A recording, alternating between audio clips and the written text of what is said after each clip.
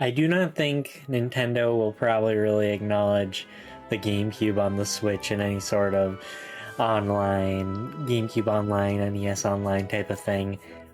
But what if I did want to get my hopes up? Let's take a look at what, well, I personally want for the GameCube Online, or just Nintendo bring these over in general. Let's get into it.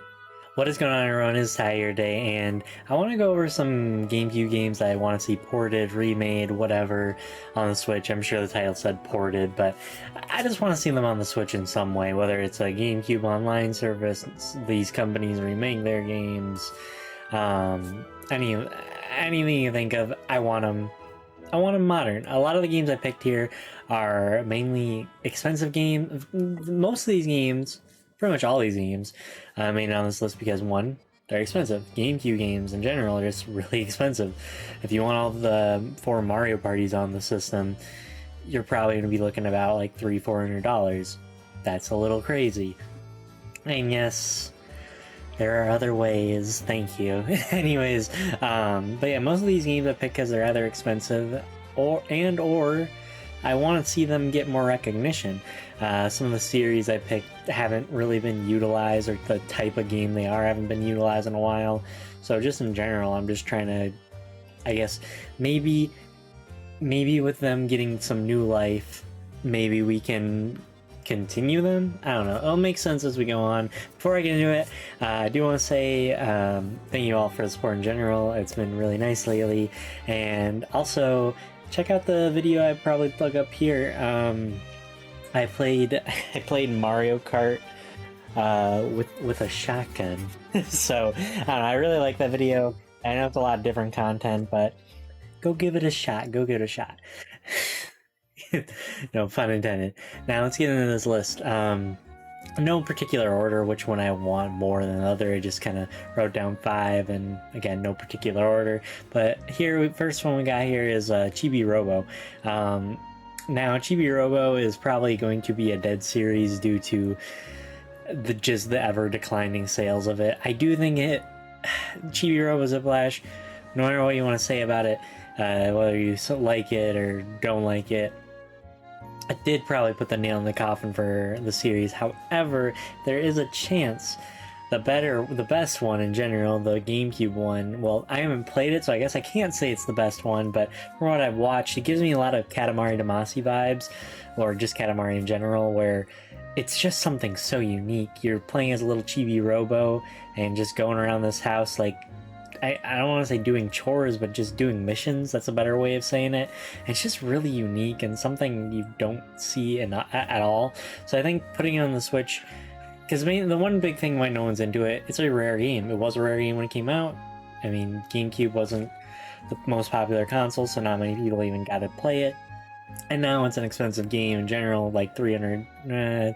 I could be wrong about saying 300. It's like 100. It's triple digits. Let's just leave it at that, which is a lot for any game and for most people in general. So I would think that it could maybe revitalize some interest in the series, maybe push the companies to maybe work some magic and give Chibi-Robo like a 4th shot, because I do think it has a lot of potential to become like a new niche series. I mean, it's already niche, but it's not profitable. Not number 2. Next on this list I got here is Pokemon Gale of Darkness and Colosseum. I don't really know if these games connect, but they are very different Pokemon games. They're some of like Pokemon's first like story-driven console entries, in my opinion. I mean, sure, you could say Snap is story-driven and Stadium. Yeah, this is really where the whole start of story-driven console Pokemon games begun. And they're really unique. They did a lot of weird things that I feel the mainline generation games are just too scared to do, and we don't really get. I feel like Legends Arceus is the closest thing we got into like a more unique story that isn't just limited to the region, I don't know how to say it, limited to the generation. That's what I'm looking for here. I mean, Dark Lugia, Shadow Lugia, whatever you want to call it, something really unique has literally not been in any other game, maybe in Pokemon Go. The creator of Shadow Lugia worked on the team I'm not sure if they're actually the creator, but they're on the team that made Gale of Darkness, and he's open to like he even wants them to use it. I mean, it's a cool design, it's a cool concept, shadow Pokemon. It's just something generally don't really see, and I'm sure if this got put out onto consoles, sell like crazy, or get people on the service like crazy, because people want to try these games. If these games together are also like probably about $200 combined, it's insane.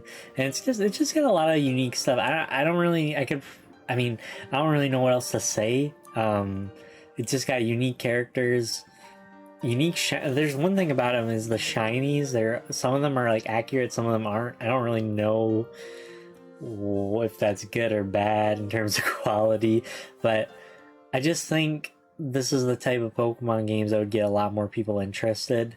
Obviously continue doing generational Pokemon, but this is just something different. It's more classical RPG than whatever type of RPG Pokemon is.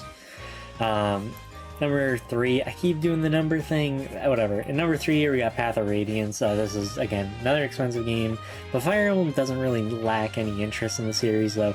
A lot of people are interested in this game. I'm sure part of the reason why this hasn't been ported in any sort of way is, well, being real here, it's probably the next game getting made, maybe even alongside Radiant Dawn. It wouldn't really surprise me. It's one of the most like beloved Fire Emblems, at least from what I grasp online. Ike is a really popular character, obviously, from thanks to Smash Bros, and he's also just a well-written character in general. Some of the side characters, Sothis, I like Sothis. I think that's how you pronounce his name.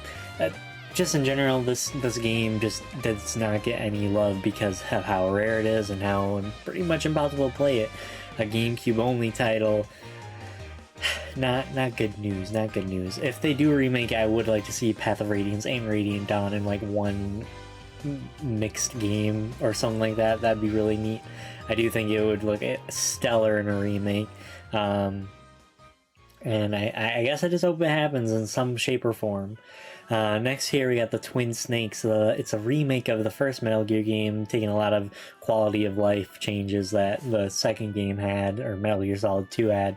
And it's even got a little bit of Nintendo ties. I'm pretty sure Miyamoto helped, like, I don't know if he helped develop or direct this whole thing. I can't really recall off the top of my head. But I know you can find like a Mario and Yoshi statue in this game, I believe, which is really funny. And so yeah, it's already got some Nintendo ties. We're lacking a lot of Konami on the Switch, I feel. I know we got the Castlevania and Contra collections, but I mean, really outside of Bomberman, our launch, I can't really think of much, though to be fair, Konami doesn't put out much. Well, they put out a lot, but not a lot, if that makes sense. They do actually do things contrary to belief, but just nothing that really makes its way to the Switch. And lastly here today, I got Wario World. Wario World has always intrigued me. I can never really get past much as a kid because it was really difficult for me. It's also another expensive game, and the Wario World Land series has kind of been MIA since, I think, Master of Disguise on the DS. So, I mean, that's not even technically a World or Land game, but it's kind of implied, in my opinion. Yeah, this series, I guess, I don't know if Shake It on the Wii came out after. Anyways, it's been since the Wii DS era, so we're kind of overdue for some Wario Land and content. Wario World is a 3D platforming game. I don't know, it's weird. It's really weird. You hit the pause menu and Wario's just taunting you, and I don't know. It's got an odd story. There's like Wario's just got treasure, and now he's got his own treasure threatening him. I just think it's a really interesting piece of Nintendo history in general, because a lot of these GameCube games overall just do not get acknowledged. And I think Wario World is one of the ones that also don't. It's a lot more gritty looking. I don't know if that's really intentional, but it's not that colorful, which is odd to me. And I'm sure someone's like, well, there's this part of the game that, no, It looks weird. I mean, I like it. I don't know. I don't know what else to say here. I mean, you can kind of just judge by looking at it. That is a different game, and I know I'm struggling to find words what makes it so different, but it's just different, and not many people got to try it. But there you guys go. That's some 5 GameCube games I really want to see. I know I didn't probably iterate as much as like why, I guess, but I just kind of want to throw some thoughts out there, start discussions in general. If there's certain GameCube games you want on the Switch, let me know. I mean, I know I didn't talk about like Thousand Year Door or Double Dash. I try to avoid a lot more of the obvious ones to keep these lists a little more unique. I'm sure there's some of the things on here that's like, oh, that's on everyone's list, but I don't know, maybe not everyone's talking about Wario World. Could be wrong. But yeah, there you go. Thanks so much for being in this video, and until next time, I don't know.